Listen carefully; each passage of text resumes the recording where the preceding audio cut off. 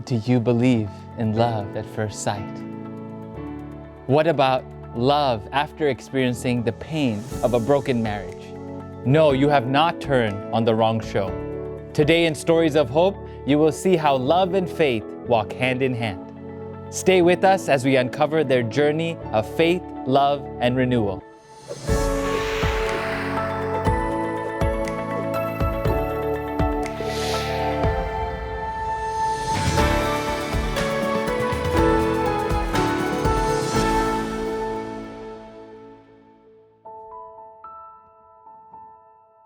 Welcome to Stories of Hope.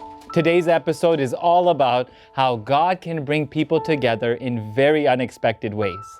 We'll be sharing the beautiful journey of Greg and his wife, two people from different parts of the world who connected through Hope Channel, found love, and rebuilt their faith.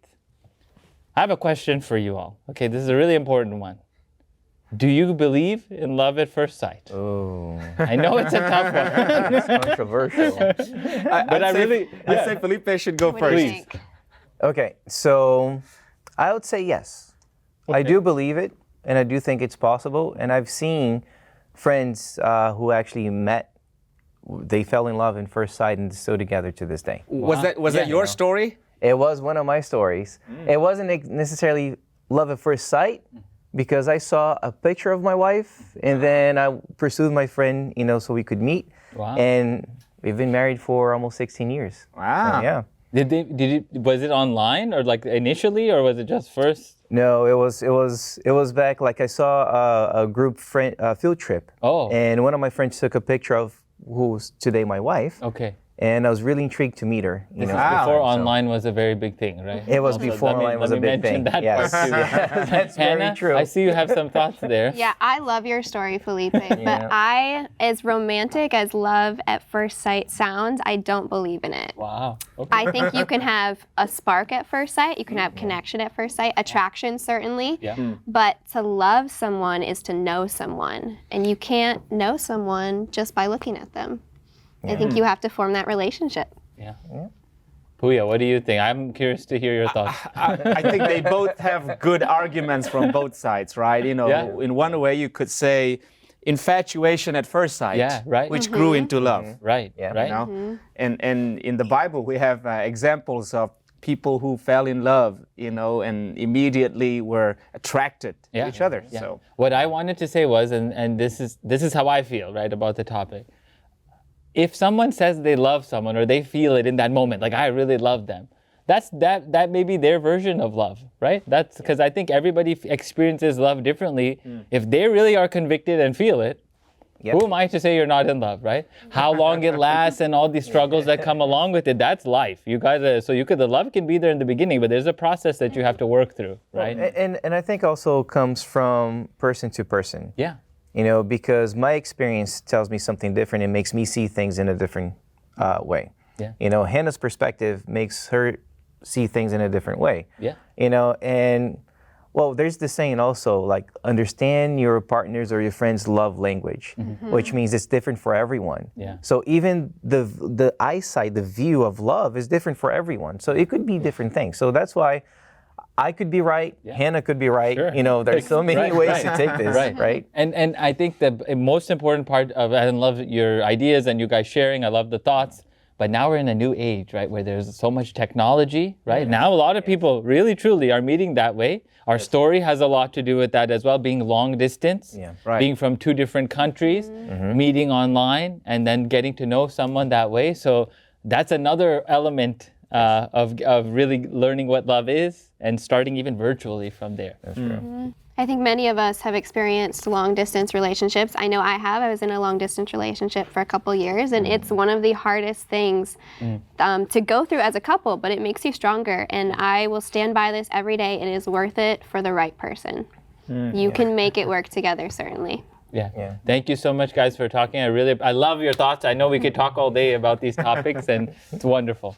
Puya, now we really want to know if you have a Bible story for us that can talk about what we're discussing today. of course, Jitesh, there's so many Bible stories, but the story that we'll be looking at today is one of the most romantic Bible stories. Yes. Yes.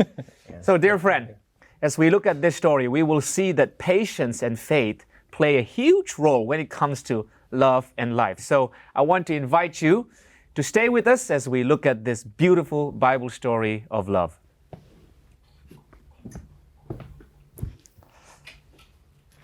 The story that we're looking at today is found in the Old Testament. In fact, it's found in the first book of the Bible, and it is about Jacob and Rachel. Jacob fell in love with Rachel and worked for her father, Laban, for 7 years in order to marry her. Talk about love at first sight. Jacob's love for Rachel was so strong that the 7 years of service seemed like only a few days to him. This reminds me of Albert Einstein, who said, if you are sitting next to a beautiful lady that you are attracted to, 1 hour would seem like just a minute, right? But when the time came, after 7 years of working for this beautiful Rachel, Laban deceived Jacob, giving him Rachel's sister, Leah, instead. So Jacob had to work another 7 years before he could marry the one and only Rachel. This story shows the importance of enduring faith and trust in God's plan, even when things seem unfair or difficult. And of course, there are deeper lessons from this story that we can learn. Jacob's patience and persistence reflect the faith we need when we're waiting for God's promises to unfold in our lives. Of course, Jacob's story is about fighting for the person that you love, the person that you want to be with. Now think about greater or more problems in our lives that we often go through and we're waiting for God's answer. We need patience. Despite being tricked, Jacob didn't give up. He continued working, trusting that God would bless his perseverance. Talk about 14 years of working just to be with the person you love.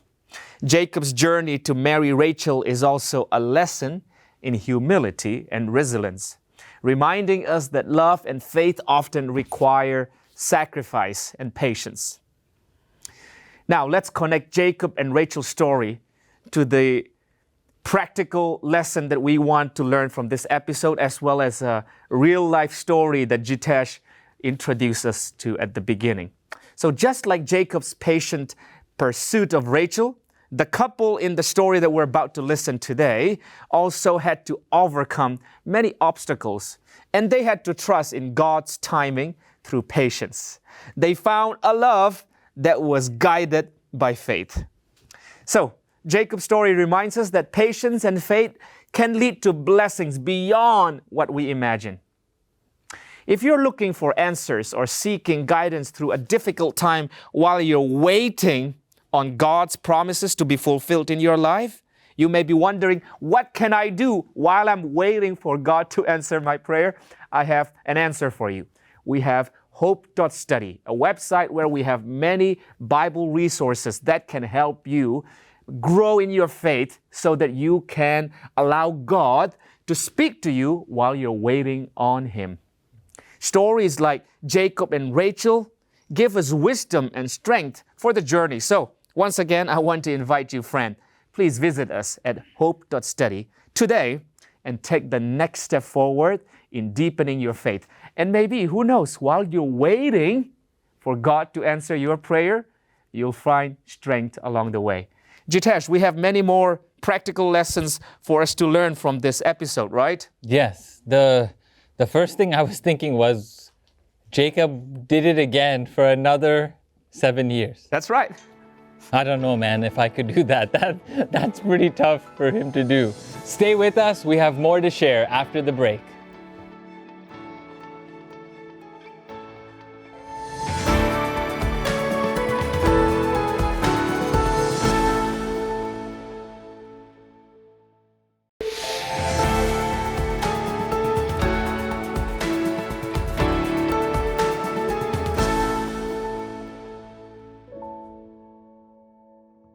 Welcome back.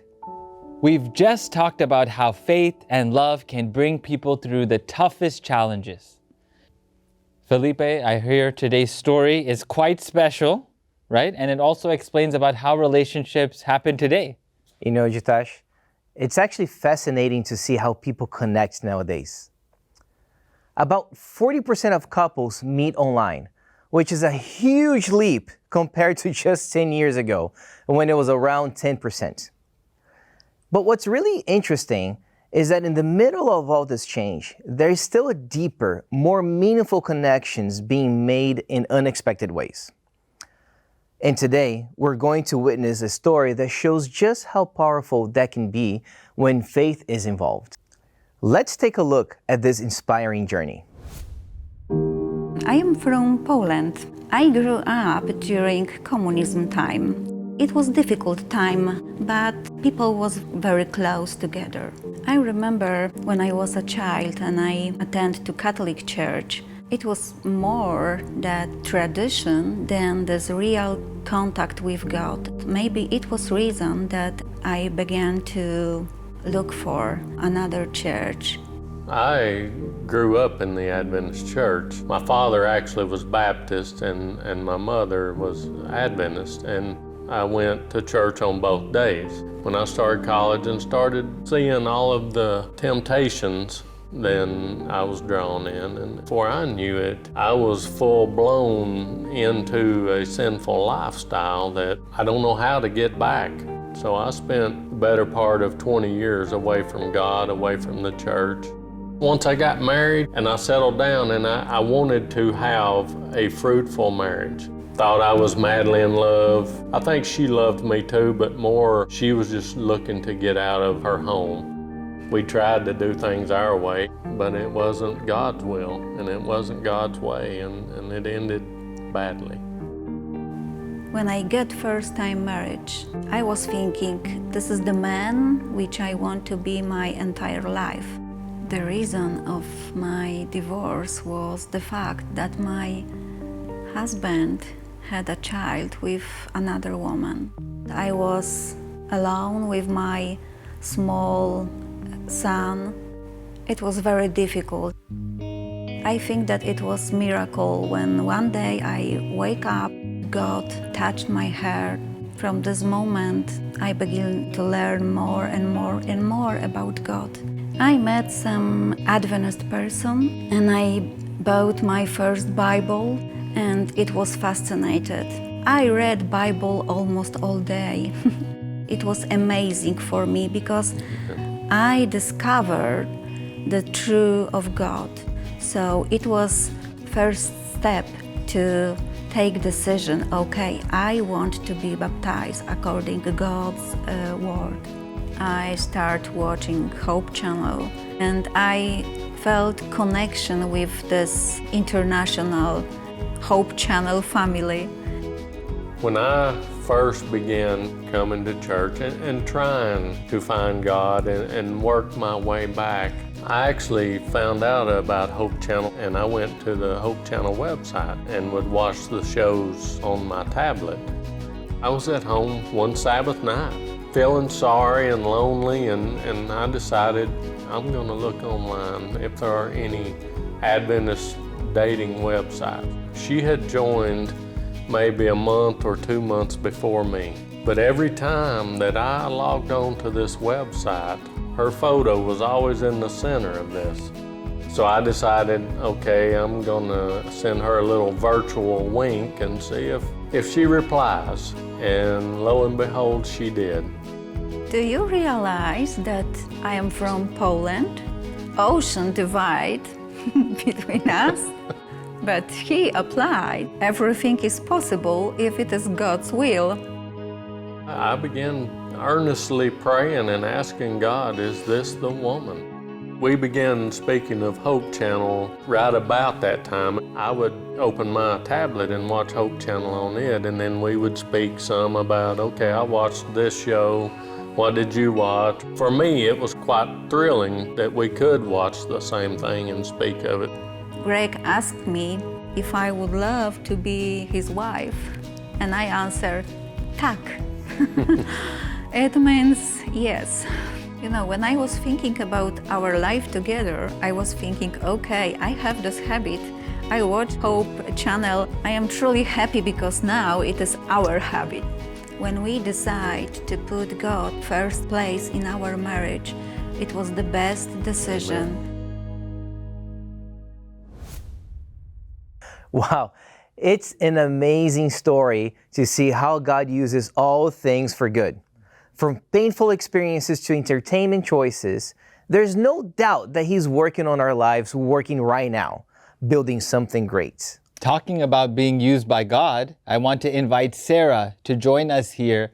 Sarah is the fundraising coordinator at Hope Channel International, and her work ensures that we can keep sharing these life-changing stories with viewers around the world. Sarah, we're really happy to have you here. Thanks, you for Let's sit down. Let's sit down. Yes. Take a seat. This is a very relaxed environment where we can talk to one another. So, Hi, Sarah. I have a question for you, really important one. Have you ever had another couple that bonded through Hope Channel?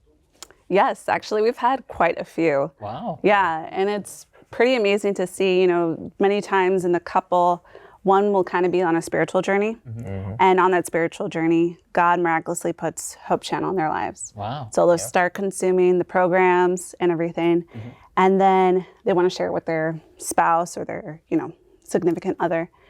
And what's truly amazing is that through Hope Channel, they create this bond, right? Because it starts creating that foundation in Jesus. Yeah. Mm-hmm. So it's pretty amazing to see how Hope Channel can play a role in that. Yeah. I was going to say, maybe we're in a different profession here now, right? Because we're doing it for media ministry, but seems like love connections are happening with Hope Channel, which is a good thing, right? Why? Yeah. I think that's a great thing. I mean, we bring hope, we strengthen relationships. Yeah. And at times, like you have someone who's newfound in faith, or is just regaining that faith again, and you support back on each other. Maybe I'm lacking a little bit, but I need to be strong. I need to do better for my partner, and it just grows. It grows together. And if Hope Channel is doing it, I mean, it's a great story. We've just heard, Viola and Greg, how he was also slacking off a little bit, and with her, they kind of like meshed up together again. They grew together in faith, and Hope Channel played a big part of it. It's great to see what we're doing here. Yeah. That was a beautiful love story, really, truly. I love watching the journey, and I want to even go check in on them and see how they're doing. So just for that. So you sitting at home, you who have supported Hope Channel, you played a very special role in Greg and Viola's life. And I feel joy for every new story in life positively impacted by this channel. As you've just seen, these stories have the power to transform lives. But it's through the support of our viewer that we're able to keep Hope Channel going and bring these messages of faith, hope, and love into homes across the world. Every donation, no matter what the size, helps us continue creating programs, translating them into multiple languages, and reaching people in the furthest corners of the globe. So, if you've been touched by what you've seen today, I invite you to consider giving and becoming a part of this incredible mission. Sarah, what an amazing reminder. Thank you for that message to our viewer at home. Yes, it's because of your support that stories like this can be shared and lives can be transformed. Stay with us. We'll have a special interview right after the break.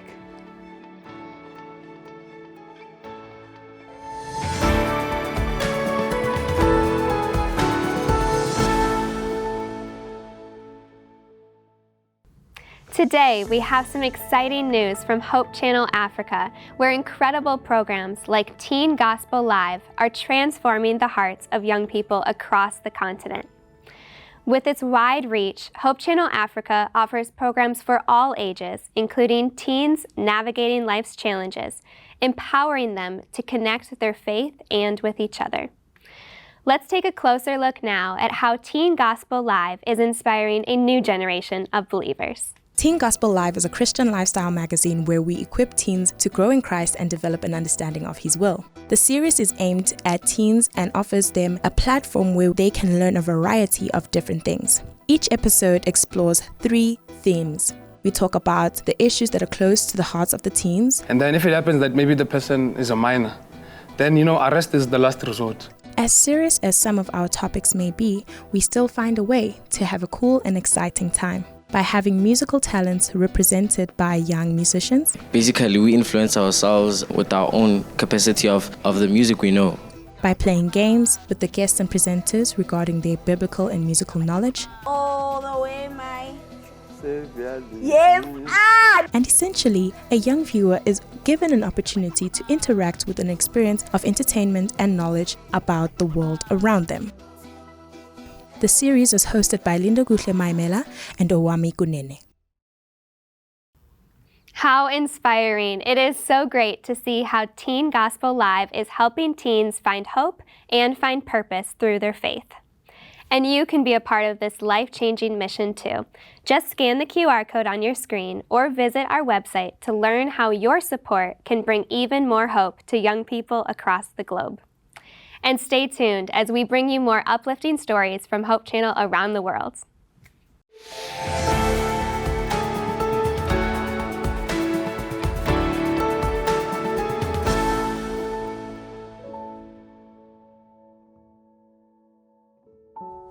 Welcome back to Stories of Hope. We've just seen how sudden changes can impact our lives. And today, we're honored to have Marcos Bonfim with us. He's an expert in family therapy, and his work has helped many families navigate changes that come with embracing a new faith. Thank you for joining us today. We're so happy to have you. My pleasure. And I'd love to ask you some questions to just hear your thoughts on faith, right? Okay. So the first question I have for you is, can change be difficult for any family, or change can be difficult for any family? Yeah. How can someone who's just embraced a new faith help their family understand the importance of this change? It's not always easy because, every true Christian is born in the kingdom of God as a missionary. So once you experience that change, you are much willing to share everything you have experienced. Wow. And this is natural and is desirable. But Jesus said that we must be wise as serpents and harmless as doves. Wow. So we need to be extremely cautious and sometimes control that desire to share everything. You see, Peter says to wives, but it can be applied to husbands also. He said, treat well, I am saying my words. Yeah, please. Treat well your partner so that if that person is not a Christian, have not accepted Jesus yet, maybe one, by your deportment, by the way you live, and not by your words. So this is the first way we can use to share those changes that are happening in our lives. Just by living and by being harmless as doves. Because many times people will try to bring you out of your comfort zone. People will, how can I say, confront you to see your reactions. And if you become irritated or enraged, then we miss the opportunity to reflect Jesus. Wow. So, Marcus, we're talking about, right, people who know Jesus, right, who have that faith. Yeah. What about those who don't, right? This is their first journey, even experiencing that. Then how would they do that in that situation? A real example, So let me understand better that the second question. Yeah. So if you're just finding Jesus, right? Okay. Or you're starting your journey. You're starting your journey, right? And then now you want to share that with your family. It's a bit different, right? Because you don't have all this context, you don't have all this, but you felt it, because we're speaking to those also who may not have had a relationship. Yeah, usually people will say, "Hey, you have been brainwashed." Exactly, right? Yeah. You hear that in the beginning. And in a sense, it's true, because the Holy Spirit is brainwashing us. In a good and it's way. desirable in a good way. Yeah. But without removing our free choice, our ability to choose. So we willingly offer ourselves to God for Him to perform that good brainwash. Right. And I am asking it for it every morning. Every day, right? Yeah. We need that. But even so, there must be prudence. Yes. We must be cautious, not to say too much, Okay.